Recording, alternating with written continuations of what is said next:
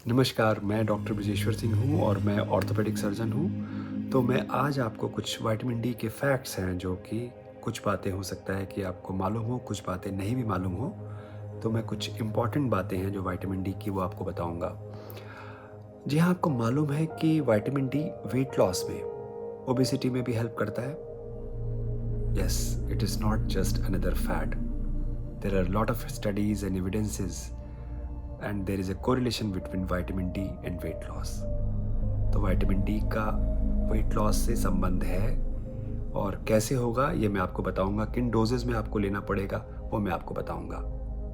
Vitamin D fat soluble vitamin है, ये तो आपको मालूम होगा। ये हमारी सूरज की रोशनी में हमारी स्किन में बनता है और विटामिन डी की हेल्प से हमारा जो कैल्शियम है बॉडी का, फॉस्फोरस है बॉडी का, वो एब्जॉर्ब होता है। विटामिन डी जैसे कि फैट सॉल्युबल विटामिन है, तो ये आपको कैसे मिलेगा, आपको कहाँ कहाँ मिलता है? तो बेसिकली जो इसके सोर्सेज हैं वो फैटी फिश है, एक यॉक है, बीफ का लिवर है और फिश लिवर है। कुछ विशेष प्रकार के मशरूम्स में भी मिलता है ये। तो एक तरीके से खाने पीने की, खास करके वेजिटेरियंस को इसकी दिक्कत है। इस तरह की सामान्य चीज़ें लेते रहिए वो जिसमें विटामिन डी होता है। तो हर व्यक्ति को, ऑलमोस्ट इंडिया में लगभग काफ़ी व्यक्तियों को ये सप्लीमेंट के फॉर्म में लेना पड़ता है। हमारे बहुत सारे खाने के पदार्थ आजकल विटामिन डी फोर्टिफाइड होते हैं, मिल्क होता है, सीरियल होते हैं। तो उन सब का प्रयोग आप करें, लेकिन जो आपको विटामिन डी का सबसे अच्छा सोर्स है वो धूप है या फिर सप्लीमेंट है। अच्छा, धूप का भी एक क्राइटेरिया है कि धूप में आप कितनी देर बैठे हैं, किस समय की धूप में बैठे हैं, कितना एक्सपोज करें बॉडी को जिससे कि आपको उस दिन की रिक्वायरमेंट पूरी हो जाए। तो इसका जो लगभग जो सबसे अच्छी धूप होती है विटामिन डी के लिए इंडिया में स्पेशली, तो 11 से 2 बजे की धूप है और उसमें कम से कम 20 मिनट, हालांकि 10 से 30 मिनट तक का भी समय दिया गया है, लेकिन 20 मिनट कम से कम बैठें और 1/3 बॉडी का पार्ट एक्सपोज होना चाहिए। फेस पर अगर आप SPF लगा लेते हैं तो मुझे लगता है कि बाकी आपका पार्ट कम से कम एक्सपोज होना चाहिए। तो कम कपड़ों के साथ बैठें ये आपका, बट आज की लाइफ में इतना प्रैक्टिकल नहीं है कि आप इतना धूप कैसे लेंगे।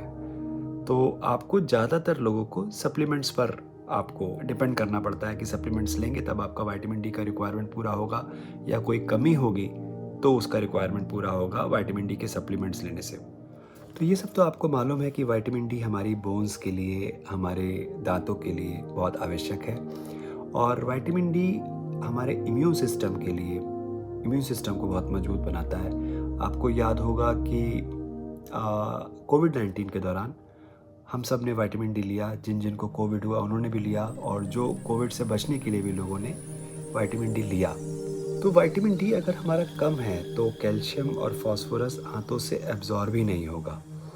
बाकी के जो काम है विटामिन डी के, वो हमारा एंटी इन्फ्लेमेटरी है, एंटीऑक्सीडेंट का काम करता है, न्यूरो प्रोटेक्टिव है, मसल्स को एक्टिव रखता है, ब्रेन को हमारे एक्टिव रखता है। इम्यून हेल्थ मैंने बता दिया आपको, उसके लिए इम्यून हेल्थ सबसे इम्पॉर्टेंट है विटामिन डी के रोल में। मतलब जो बोन हेल्थ के बाद सबसे इम्पॉर्टेंट जो रोल है वो उसका इम्यूनिटी में है। इम्यून हेल्थ को वो मेंटेन करके रखता है। तो आजकल की जो भाग दौड़ की लाइफ है, खास करके जो आजकल का लाइफस्टाइल है जिस पे आप देर रात तक जगते हैं, सुबह जल्दी काम पर निकल जाते हैं और आपको सन एक्सपोजर नहीं होता है प्रैक्टिकली, या आपको छुट्टी के दौरान भी इतना सन एक्सपोजर नहीं होता, आपको बहुत सारे काम निपटाने होते हैं, आप अपना SPF लगा के रखते हैं बॉडी पे, चेहरे पर आप अपना।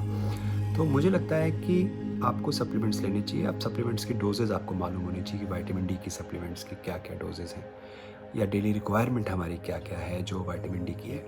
1 साल तक के बच्चे के लिए 0 to 1 year इस डोज इज़ 400 इंटरनेशनल यूनिट।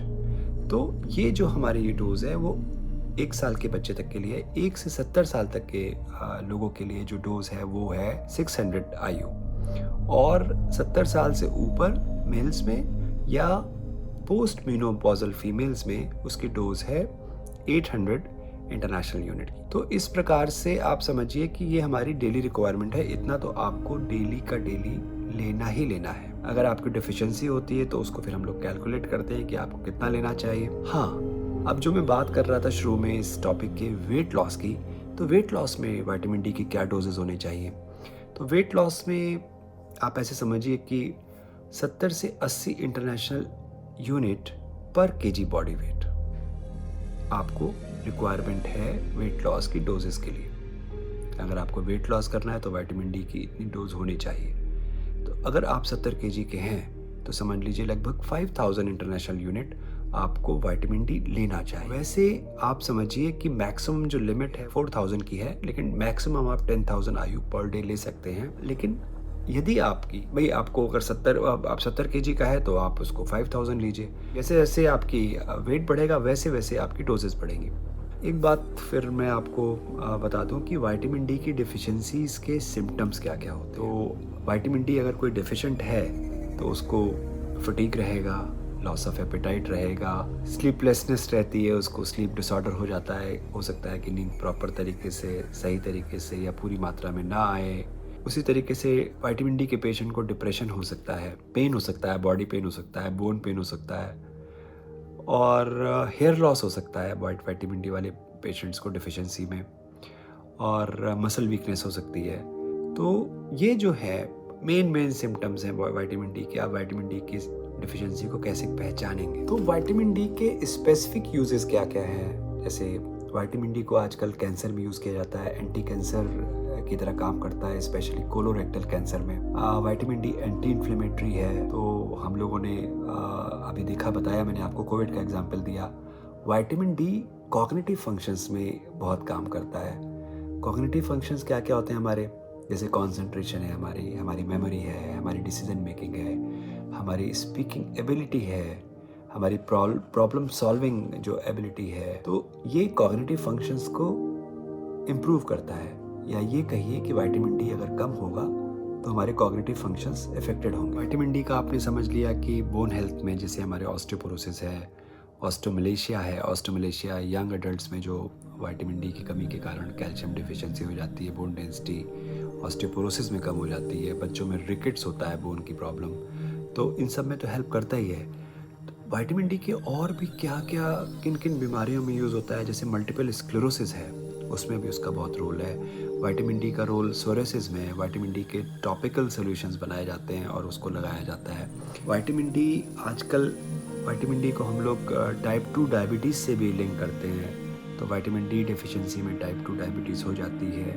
इस तरह से भी कह सकते हैं कि टाइप 2 डायबिटीज़ में विटामिन डी का रोल है और उसको हेल्प करता है।